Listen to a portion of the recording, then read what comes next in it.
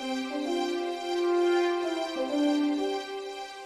there, I'm Jason, And I'm Joseph. and this is the Infinity Cast, where we spill the tea on Marvel and pop culture. This week we're discussing Falcon and Winter Soldier Episode 2, The Star-Spangled Man, so let's get into it with the recap.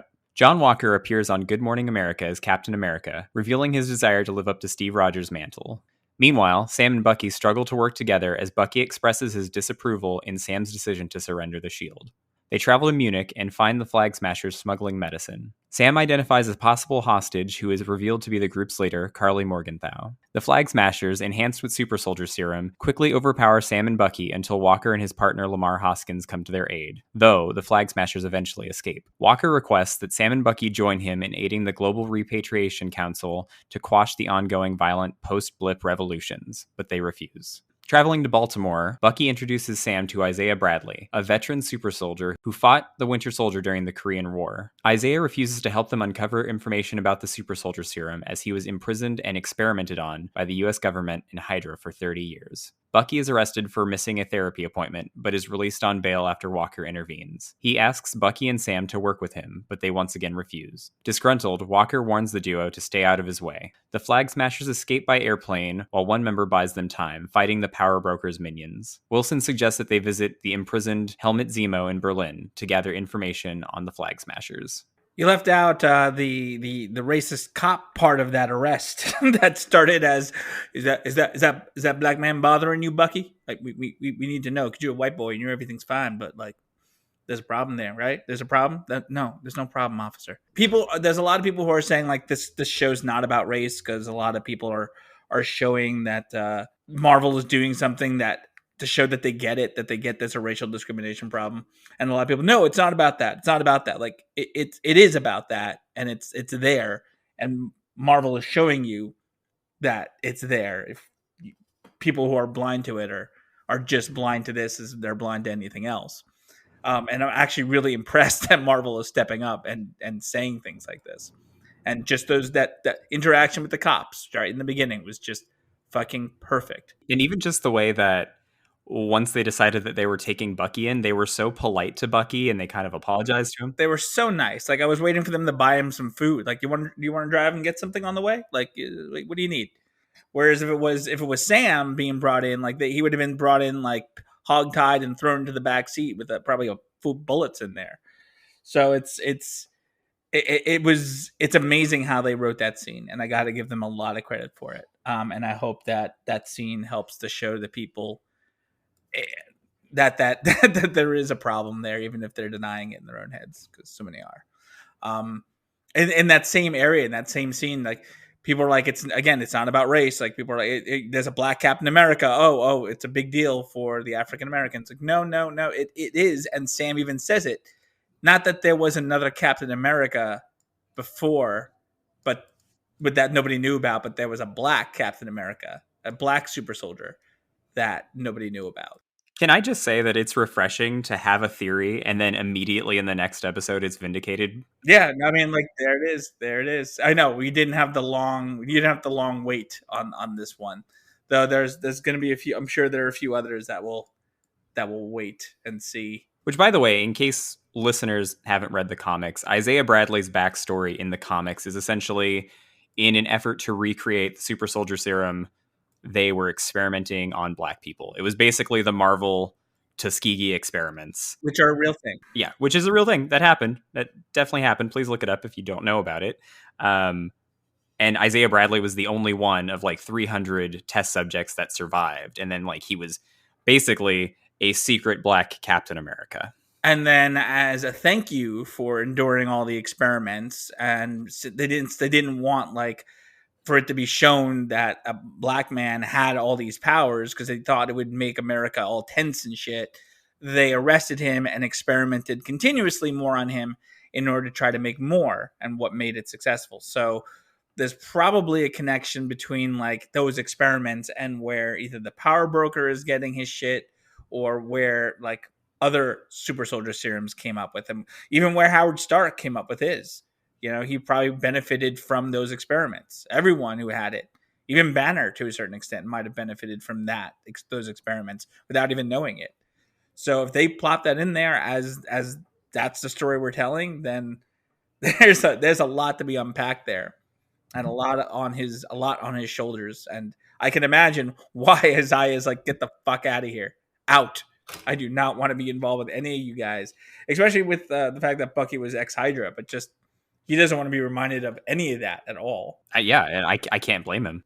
I'm fascinated to see where that goes. I really hope that we get some Carl Lumbly like flashbacks of like young Isaiah Bradley. I would dig that. Yeah, that'd be cool. I'm sure he's gonna come out of retirement to help Sam and Bucky one more time here at some point.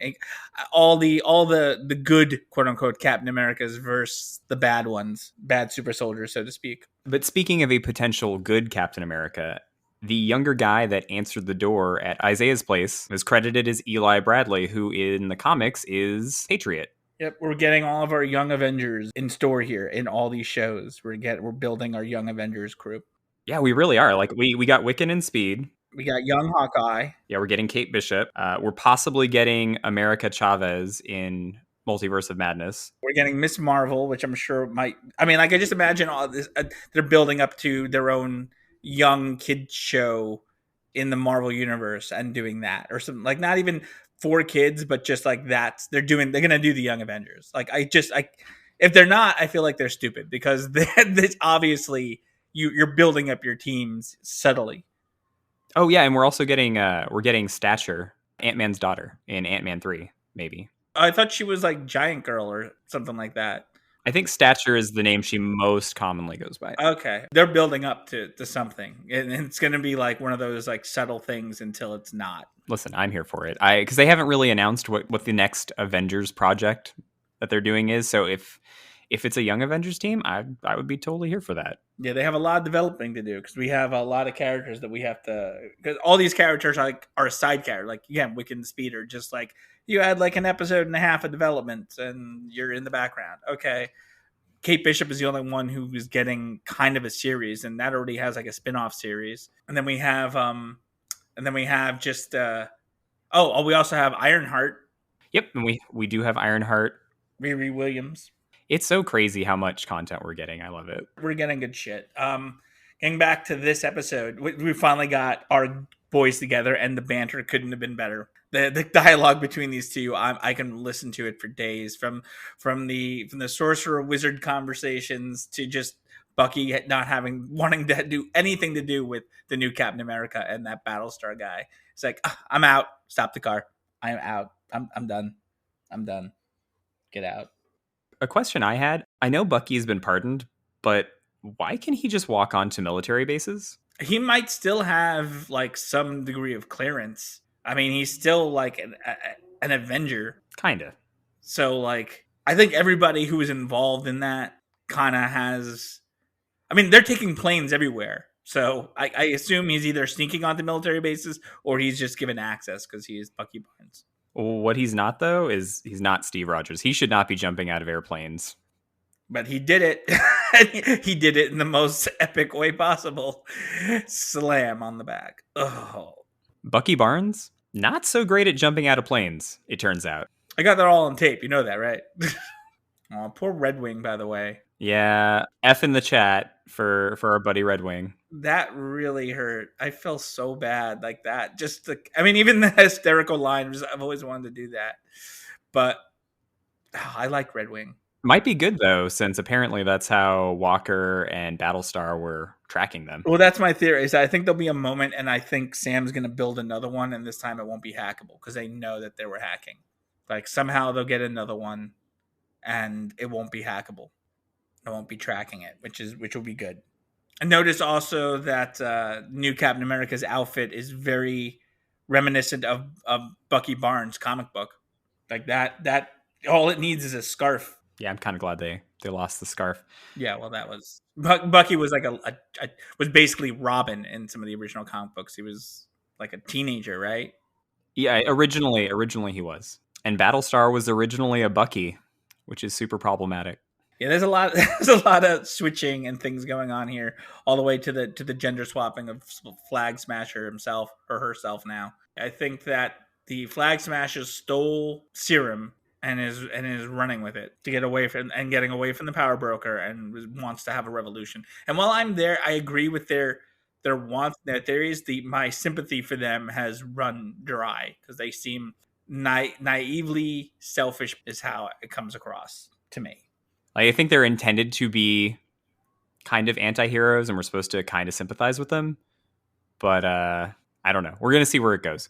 Yeah, but it's like the one line that drives me nuts. It was like, oh, everything was being taken care of, and then everyone came back, and now they only care about the ones who came back, not the ones who never left. I'm like, oh, yeah, well, they have to compensate a little bit for those people for a little while. They're the equivalent of all lives matter assholes, and I'm just like, no, that's you're all just being bratty that someone else needs some help first because they've been gone for 5 years and need some help in order to readjust back to life, and you've never left, so you don't have that specific problem. So you're just upset that it's like being an only child, and then you're aware that there's another child on the way, and not wanting that kid to take the attention away from your parents, and that's how they come across. One world. Shut the fuck up. Go to your corner. Get some shit done. Help some people. Don't create wars. You're not making things easier for anybody. I'm holding out to see exactly which way they end up going. I do want to find out more about the Global Repatriation Council, though, because that seems like an interesting entity. I feel like they're the same assholes who tried to nuke New York. Oh, you mean the World Security Council or whatever they were called? I feel like they're an offshoot of that. Like that, they're people who are basically trying to redo the world in the image that they want it to be in the most efficient way possible that's profitable to them. They're just more bureaucratic assholes who are trying to rein in and control things. If they're like that, then it's kind of makes sense that a group like the Flag Smashers would want to smash them. But that's the point. Like, no matter what, the whole world is filled with people and agencies that are inherently selfish. Even America, now that they're doing all this shit, they're like, no, we want someone to protect America. Even though he's off doing ops in Europe. Yeah, well, I just feel like all the reasons why they were hunting down Bucky and Sam are still selfishly for America because they want that serum. Whether the power broker is American and they're like, when the CIA was running drugs themselves, it's like that kind of shit. I don't trust anyone in government at the end of the day. The only person in government that I trust in the MCU is Fury and a bunch of green aliens. We've never seen a single government agent or agency who are actually good. I was gonna say agent. Are we forgetting our man Phil Coulson? Agency. Like in the government, in Iron Man 2, what did we get? We got Gary Shandling, who is Hail Hydra the entire way, and most of S.H.I.E.L.D. were a bunch of assholes, and were Hydra anyway. You have the Global Security Council, most of them, Hydra, the lead of S.H.I.E.L.D., Hydra. All these American assholes who stole the S.H.I.E.L.D. from Sam Smithsonian donation, bunch of assholes. I don't trust anyone there, and the X-Mashers are just responding to bad parenting and becoming crappy teenagers. That's my metaphor there. So Sam and Bucky are dealing with this on a whole different level. I'm interested to see how they develop the power broker, because in the comics, he has ties to Carl Malice, who was a scientist who gave people powers, who appeared in Jessica Jones season 2, and I'm sure they're not going to connect that at all, but I just want to see where they're going with it. Yeah, I mean, they had it on Luke Cage was being experimented on, right? Like that's how some of those Defenders did their thing. So I feel like that was where they were possibly going with it. And even though those shows have yet to be re-verified as canon, that could be a similar direction that they were all going in to rationalize all these other people who are randomly getting powers. In the comics, Battlestar and the John Walker version of Captain America get their powers from the power broker. So we might see that happening later on in the show. Yeah, no, definitely. It's all I'm just curious as well as you, is like what their interpretation of the power broker is actually going to be, and how that's going to work. Because I feel like it has to be a rogue government agency that are profiting off it. It's because it all started with the government agencies. Unless it's like ex-Hydra, where Hydra stole it a long time ago, and when Hydra fell and S.H.I.E.L.D. fell, they all went private. Ex-Hydra would be pretty on brand for what is essentially a Captain America reboot show. Yeah. Or we're going to get some Roxxam shit finally brought into the mix. Roxxon has never really done anything in the movies. They've kind of done stuff in the shows, but yeah, that's also a possibility. Yeah, because I mean, like I feel like Roxxon is like the next big bad when you're ready to develop that. That's just lying in wait. Like AIM, we've already had a little bit of, but Roxxon is that's a big fucking corporation of pure evil. And we've seen it. They do exist in the MCU. They've been mentioned. We've seen billboards in the background and shit. But they maybe they'll go that direction, maybe not. I don't know. But it's lying in wait if you need like an evil corporation. Yeah, that's fair. So I'm glad that they made John Walker a little more nuanced, because I was expecting him to just be a straight up asshole. No, the guy was starting out to be like, just as cheese and apple pie kind of dude. Like you had that moment in the locker room, and like the wife's there reassuring him that everything's going to be okay, but she's also saying things like, let's make sure that he's all right, to his best friend who's going to be his own wingman, so to speak. And I think that it shows that he might have had troubles. Like, even I think that the way Battlestar talked to him was, you can't just punch your way out of problems anymore. Like, it's not going to be the way it was. I think he does have a history of problems, even though he's managed to make it work and look good on paper. There's obviously anger issues. We saw it at the end, and he's definitely a douchebag the way he's talking down to people. That whole line at the end, just like, yeah, I want Captain America as wingman. Like, fuck you, man. Just fuck you. It's always that last line. Yeah, minimizing Sam and Bucky as like just Cap's sidekicks, not very cool. No, not at all. So like the guy comes across as this nice guy, as this, I just work here. I'm just here to serve the American people and be the best I can be. And he means it. He really does. But I think deep inside that there's a lot of problematic attitudes, and there might be a history there. Obviously, at some point, he's going to snap and become U.S. agent more. But I feel like he's eventually going to want to go to the power broker and get powers of his own. And he's going to lose his mind at some point during it. We might have another Blonsky situation on our hands. Yeah, no, that's entirely possible. I also kind of see it going that way. But what I will say is that rendition of the Star-Spangled Man slapped so hard at the beginning of the episode. The marching band, The marching band with some funk. It had that extra funk. I mean, like, you believe that this could be a thing that we see on TV. This was Good Morning America. Which, by the way, Good Morning America being Marvel canon, that's some corporate synergy right there. Yeah, well, doesn't Disney own Good Morning America? They do. Yeah, so there you go.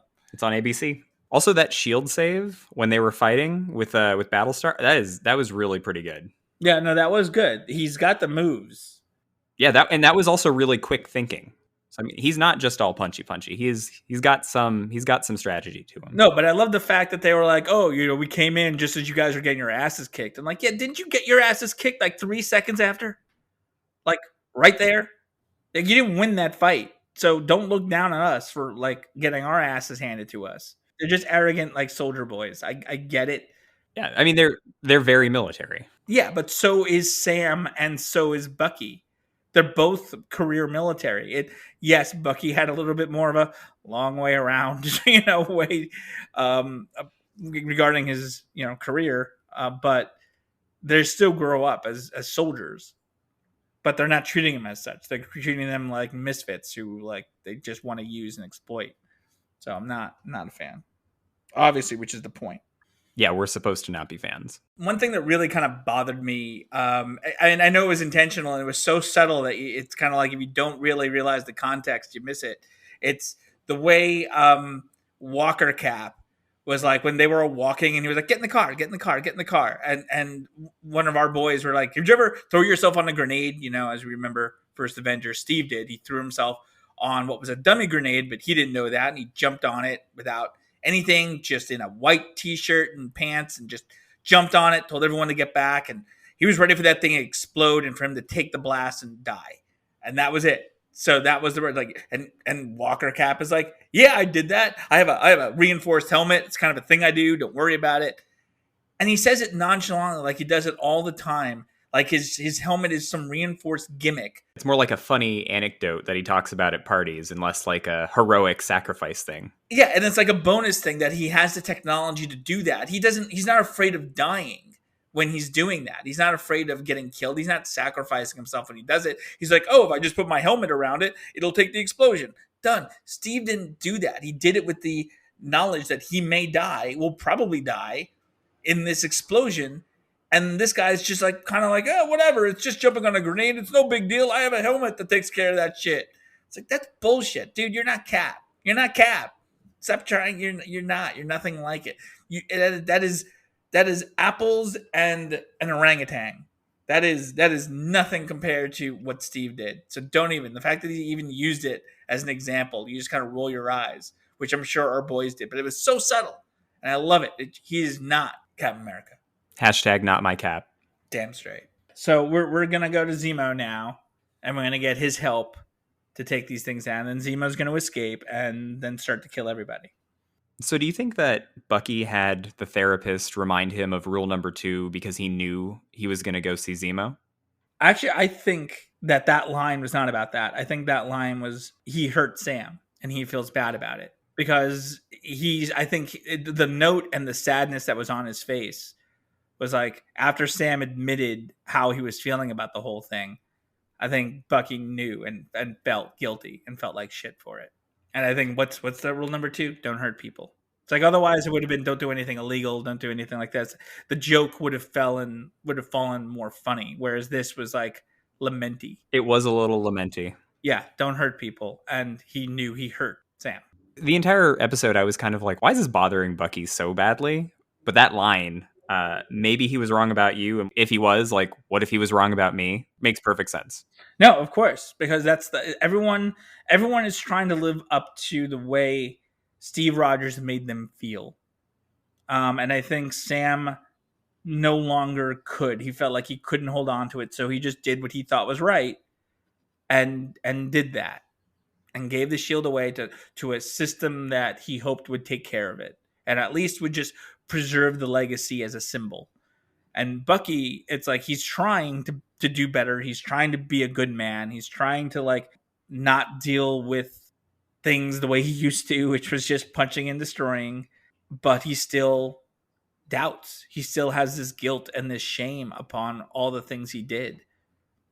And I think, I mean, the therapy appointments are great because it really does showcase the pain all these characters are going through and all the processes. So I think Bucky is very much fucked in the head with that, and remembering that Steve Rogers used to believe in him, but Steve's not there to remind him anymore is really tough on him. Yeah, I mean, it's tough on both of them. They're both trying to live up to Steve's idea of them, and neither of them quite can. Like, they can't. They're grappling with it. Yeah, well, they just don't know if they can. I mean, they can. We as the audience believe in them. Like, we, the audience, are cheering them on. We know that Sam is the perfect Captain America. We know Sam is capable of it. Not just because we know he's going to go that way, and it's pretty much a fact that it's going to go that way, or in the comics, he becomes it. We know that. They all become it. But they, in their own minds, are still so fresh with all the trauma that there's no way they know it themselves. And Sam has to deal with it extra being a black man. He doesn't want that extra problem. He doesn't want that extra weight on it. The dialogue with the kid, it's like, oh, it's Black Falcon. You mean just Falcon, right? Like, no, my dad said it's Black Falcon. Like, are you black kid? Yeah, exactly. Like, he doesn't want that. He doesn't know if he can do that. All right, new title for the show: Black Falcon and the White Wolf. Wait, that's a thing? That was a really good callback, and Sam was just like, what? I love this show. I can't express it enough. Next week is going to be episode 3, and we're barreling down and halfway through, and it breaks my heart already to know that we're halfway through this very beautiful. They're going to have to really screw things up to fuck with this landing, because it's so smooth. It's so good. And it's so different from what came before it and also what is going to come after it. Yeah, yet still fitting so amazingly with Civil War and Winter Soldier vibes. It's just Oh, I love it. I love it. Most of the things we can say about it is just it's a well written, great choreographed show, and I'm here for it. Continuing to move forward. There's not a lot of theories I can throw out other than like maybe the power broker is an American byproduct, or maybe hell, someone even said maybe it's Sam Rockwell. Oh my god. Oh my god. I would so be in for Justin Hammer being a part of this. Yeah, I just want Sam Rockwell to come back and be Justin Hammer again. I don't care what he does or where. If not here, then the Armor Wars TV show. God, him and Rhodey up against each other, that would be fucking awesome. I'd love it. The astonishing thing to me about this show is it was written before the whole Black Lives Matter protest last year. Like it's only become more relevant since it was like written and shot. Yeah, and I feel like, I mean, you had to really bury your head in the sand in order to not realize there were problems. I mean, like I remember posting shit about cops and situations like this for years. I've lost friends over it. One of my ex best friends who I grew up with, you know, like brothers in arms kind of friends, he became a cop, and I started posting shit about like all these things that were starting to happen, dating back like 6 years ago. And he's like, "No, you're disrespecting police officers whenever you do that. Like, you can't do that." I'm like, "Did it again," and I did it again, and I posted again, and I posted more, and he stopped talking to me. He couldn't handle it. This shit's been going on for as long as there have been police, and as long as the training. We have cameras now, and we can see it for ourselves. And I think this show is a nice reminder that it's canon in real life. This is real. Yeah, absolutely. In case we haven't made it abundantly clear, Black Lives Matter. Stop Asian hate. Black Lives Matter. Fucking the world's gotta grow the fuck up. It's 2021. Or 2024 if you live in the Marvel Cinematic Universe. True. And apparently it's still a problem there. So we've still got a lot to work on. We do. We really fucking do. It's sad. And but again, a show like this that's seen hopefully by a lot of people, they not going to be able to like. But that's the problem. I've seen a lot of people respond to other individuals commenting positively about what Marvel is doing, and then say, but it's not about that. It's not about race. I don't know why you guys keep throwing race into the picture. This show has nothing to do with race. I mean, people who don't want to see it, people who refuse to acknowledge that this show, as well as the outside world, is having those problems, they are willfully blind. Yeah, I'm pretty sure if you're not seeing that this show is about race, you're missing the point. And it's like, it's not all about that. Obviously, we have Bucky, you know, and there are other elements of PTSD and trauma and guilt and shame. There's a lot of shit going on in this show that's not just about it, but there's a significant portion where they're making a statement. Just all you have to do is listen. All right. So make sure to like, subscribe, and please tell your friends. You can follow us on Instagram and Twitter at Infini-TEA, spelled Infinite-A Cast. And you can email us at infinitycast@gmail.com. Until next time, I'm Jason. And I'm Joseph. And we'll see you guys next week.